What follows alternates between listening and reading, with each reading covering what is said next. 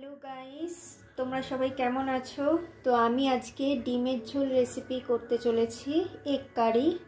তো সবাই ভিডিওটা এন্ড অবধি দেখো। গাইস, আমি লঙ্কা আর হলুদের গুঁড়ো দিয়েছি।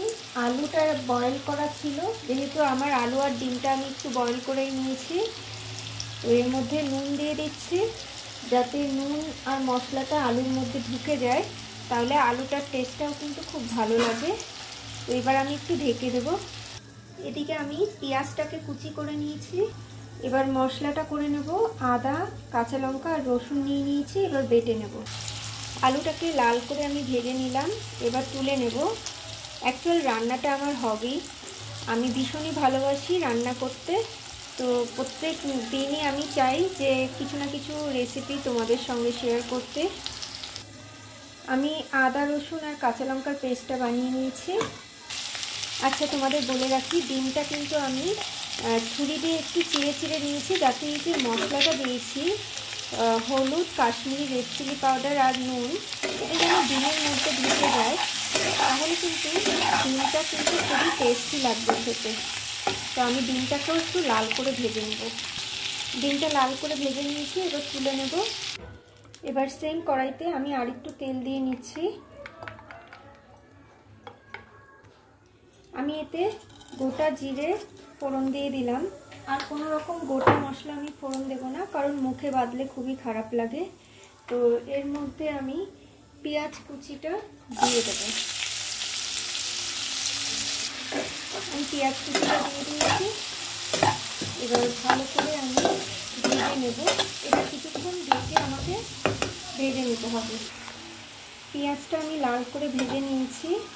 তো এবার আমি আদা রসুনের পেস্টটা অ্যাড করব। আদা রসুনের পেস্টটা আমি অ্যাড করে নিয়েছি, এবার একটু ভালো করে কষিয়ে নেব। এর মধ্যে আমি হলুদের গুঁড়ো অ্যাড করছি, কাশ্মীরি রেড চিলি পাউডার, ধনের গুঁড়ো অ্যাড করছি। আমি টমেটোর কুচি কটা অ্যাড করে নিয়েছি, টমেটো আমি বেশি অ্যাড করব না। এবার আমি একটু ভালো করে কষিয়ে নেব। আমি একটু গোলমরিচের গুঁড়ো অ্যাড করলাম। গাইস, মশলাটা আমার কষা হয়ে গেছে, যেহেতু হালকা তেল ছেড়ে এসছে। এবার এতে আমি ডিম আর আলুটা অ্যাড করব। আমি ডিম আর আলুটা অ্যাড করেছি। আমি মশলাটার সঙ্গে এটাকে ভালো করে কষিয়ে নেব, কারণ এর ভেতরে মশলাটা ঢুকলে আরও টেস্টি লাগবে। আমি সল্ট অ্যাড করে নিচ্ছি, নুন।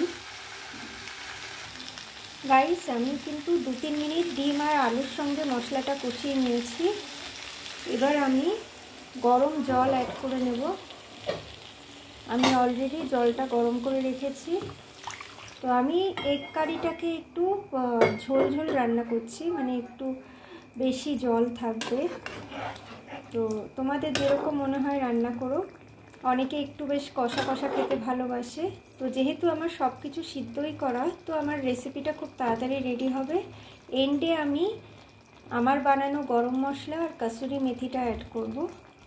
আমি কাসুরি মেথিটাকে সামান্য একটু রোস্ট করে নিচ্ছি। গাইস, আমার ডিমের ঝোল কিন্তু রেডি। আমি আমার বানানো গরম মশলা অ্যাড করলাম। এবার যে রোস্ট করে রাখা কাসুরি মেথিটা অ্যাড করে দেবো।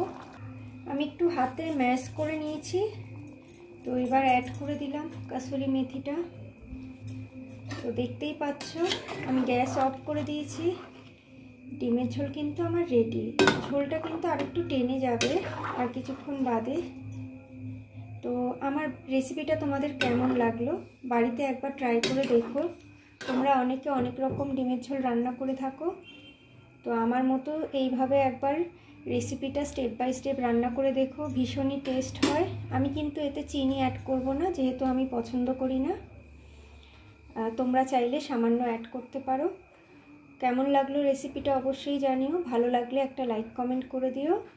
Thank you so much. Thank you for watching guys.